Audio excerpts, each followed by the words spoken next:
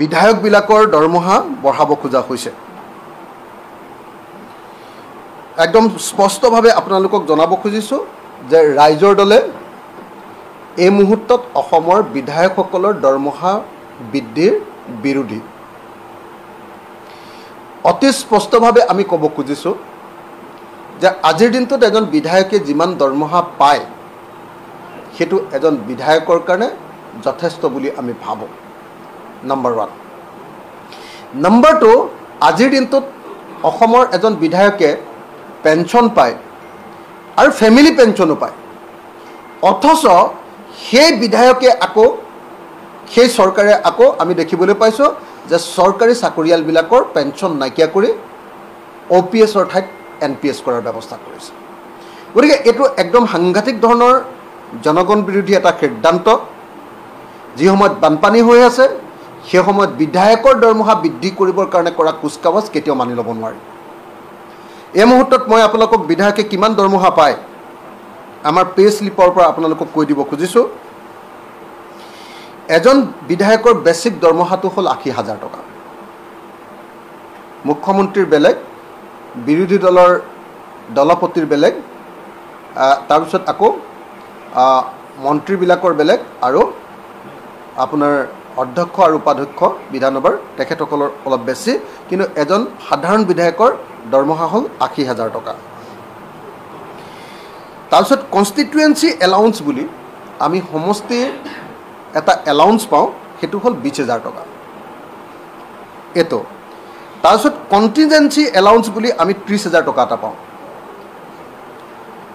তাৰপিছত কনভেয়েন্স এলাউন্স বুলি আমি 15,000 টকা এটা পাওঁ।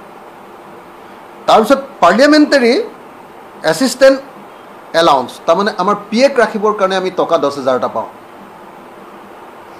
তাৰপাছত কেম্প অফিচ এলাউন্স বুলি 10,000 টকা এটা পাওঁ। আমাৰ নিজৰ অফিচ মেইনটেনেন্সৰ কাৰণে আমি টকা 10,000 পাওঁ।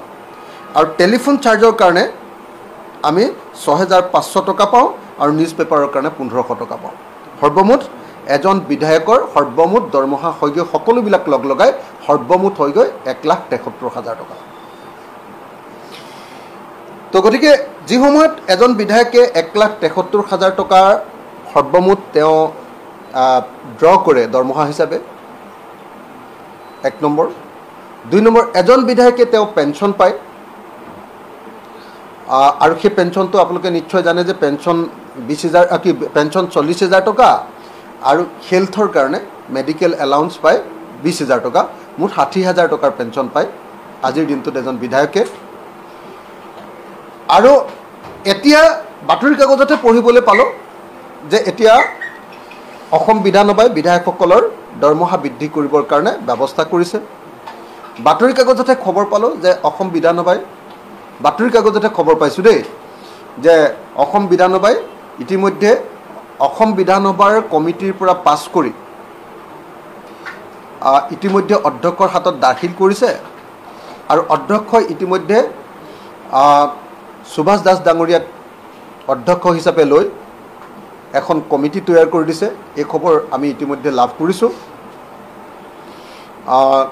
আৰু সেই কমিটিয়ে অচিৰে বহি লৈ সিদ্ধান্ত ল'ব বুলি জানিব পৰা গৈছে। আৰু তাৰ পাছতে অসম বিধানসভাত সেই কমিটিৰ প্ৰতিবেদনৰ ভিত্তিত অসম বিধানসভাত আমাৰ যিখন এক্ট আছে দৰমহাৰ, সেই এক্টখন সংশোধন কৰি দৰমহা বৃদ্ধি কৰিবৰ কাৰণে ব্যৱস্থা লোৱা হ'ব।